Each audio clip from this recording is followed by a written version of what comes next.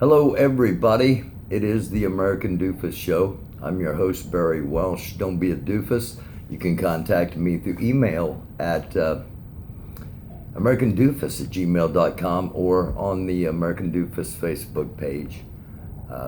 You can message me there. It is the weekly wrap when we go back and look at what's happened through the week and talk about what's coming up. And please subscribe, like, and share if you would, and maybe just consider dropping a cup of coffee worth of money into the Cash App at $ American Doofus. Okay, all that's out of the way. It's the weekly wrap, and at times this is where I share an email or two. And I'm going to start out with that. Hi, Barry. I'm really enjoying your American Doofus channel on YouTube. You are probably the most unbiased voice I've heard on the issue of racial division in our country. I know your focus on Louisville, which is certainly a hotbed of tension after the murder of Breonna Taylor by police there. But would you consider an episode focusing on rural Indiana? There will be a BLM rally held in Brookville, Indiana on October the 10th. At 11 a.m. We are meeting at the Franklin County Courthouse, which is on Main Street, US 52. Let me give you some history and background. I've lived in Brookville my whole life. It's a great place to live, at least if you're white, straight, and Christian. Most people keep to themselves until someone voices an opinion that conflicts with their own. Franklin County is very Republican and pro-Trump, which only adds to our problems. There has always been an undercurrent of racism here, and Trump's election has just magnified it. The local BLM movement was started by some current students and recent graduates of Franklin County High School, which is located in Brookville. I'm not going to mention their names. The whole movement stemmed from an event at the high school, which happened in August, shortly after school opened. The school librarian posted a small BLM flyer in the school library as part of a collage to keep students informed about current events. There was a quote-unquote disruption, and the flyer was removed because it, quote, disrupted the educational process, end quote. The school posted a statement about all of this on their Facebook page, but it was removed the next day. Some of the current and former students didn't like this and organized a small BLM rally. At most, there were 5 or so protesters. The last rally was opposed by name calling from the street and verbal abuse on Facebook, but that's not all. This time we are more organized and should probably have more attendees. Jeannie Lee Lake will be attending as a congressional candidate, so this might give us more attention and legitimacy. Will there be violence this time? Who knows? Personally, I view this as not only a BLM rally, but also an attempt to drag Brookville and Franklin County kicking and screaming into the 21st century. It has to be done and should have been done long ago. I hope you will join us. Let me know if you need more info. Thank you, sir. Thank you for the email, David. And yes, I'm going to try to be down in Brookville and Franklin County documenting everything. I can't do Facebook, or I can't do YouTube live from either one of the phones, and I've got to get that worked out. If I can get that all worked out, hopefully I can by October 10th, I'll be down there. And even if I can't get that worked out and I have to come down and stream it live somewhere else, I will promise I try to do that. There is a history in Indiana. I'm wearing a Colts hat, and there is a reason for that. I've never worn a hat on an episode before. In the Colts game today, something extraordinary happened. The Colts lost the game, which I bet on Jacksonville, in all honesty. Something extraordinary happened. The Colts team locked arms and stood for the national anthem. Everyone except their coach, their white coach, Frank Reich. Frank took a knee during the anthem. There will be repercussions in Indiana for this. It just takes a quick Google search, Indiana Ku Klux Klan, you'll find eventually, if not near the top. In the 1930s, before World War II, in order to get elected in Indiana, you had to be a Klan member or a huge financial supporter of the Klan. So there is a history in Indiana, and while what Frank Reich did might seem minuscule to certain areas, what he did in Indiana will have repercussions. You'll hear about it tomorrow, if you're in Indiana especially. So, Frank, my hat's off to you. Now, the Angry Viking Grandmaster Jay was what we started talking about this past week. Mentioned that Angry Viking, someone had proposed a national TV debate. I doubt very seriously if that's going to happen. If it does happen, I should be the one to moderate it, because I'm the only one that's going to be in the middle and be just and fair with both sides. We had Chris on, our expert on militias and on strategy and terrorism and security and a whole lot of different things, former Department of Defense contractor. And he had noticed that there'd possibly been some depletion in the ranks of the NFAC, Grandmaster Jay.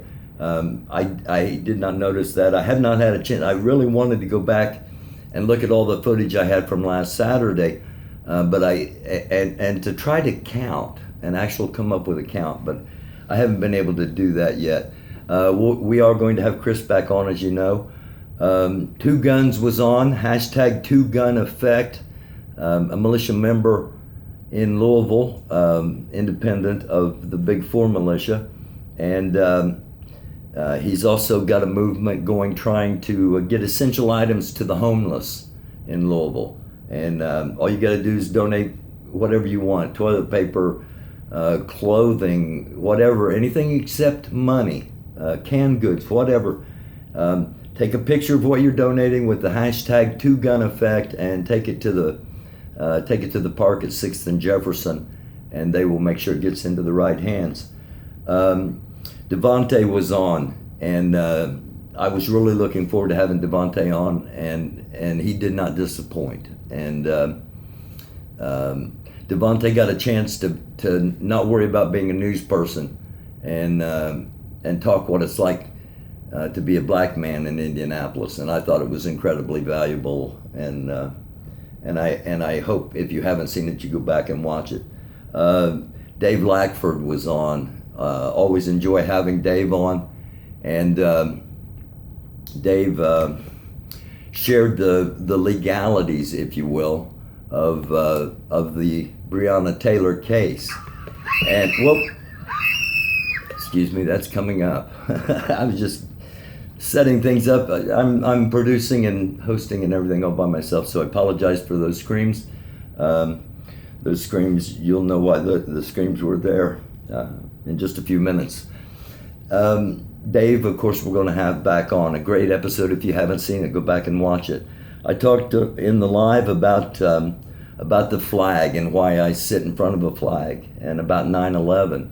And it was brought to my attention that the United States wasn't really totally united after 9/11, because we started focusing on Muslims around us, whether they be peaceful or not. And I talked about in 1979 the Iranian hostage situation and what happened up at Ball State and how it was close enough. Anyway, then yesterday playing chess, and I mentioned the 5 groups: the NFAC, the NFAR, the Moors, Black Lives Matter, and the Angry Viking group, because people following those groups had reached out to me. I was speaking, I was speculating, I was hypothesizing in the episode where we were playing chess. But sometimes, if you can show a potential consequence for actions before the actions happen, people might consider the actions or reconsider even taking the actions. And that's my whole hope. It's all about peace. Okay, I'm going to quickly get to this video.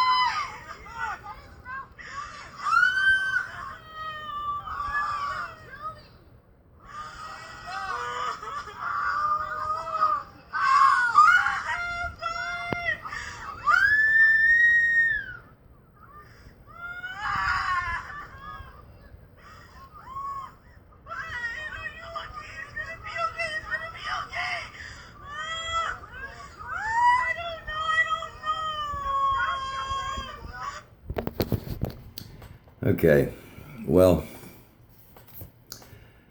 not a lot we can say about that. The guy was not resisting. They said they didn't do anything wrong. It's a dark world. We need to be lights. Be a light. I want to end with this, the words from Albert Camus. He said, "In the midst of hate, I found there was within me an invincible love. In the midst of tears, I found there was within me an invincible smile. In the midst of chaos, I found there was within me an invincible calm. I realized through it all that in the midst of winter, I found there was within me an invincible summer. And that makes me happy, for it says that no matter how hard the world pushes against me, within me there's something stronger, something better, pushing right back." I'm your host, Barry Walsh. It's the American Doofus Show. Be a light. It is a dark world. Please subscribe, like, and share. Comment, message me, email me.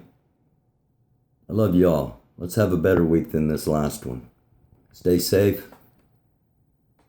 Stay alive.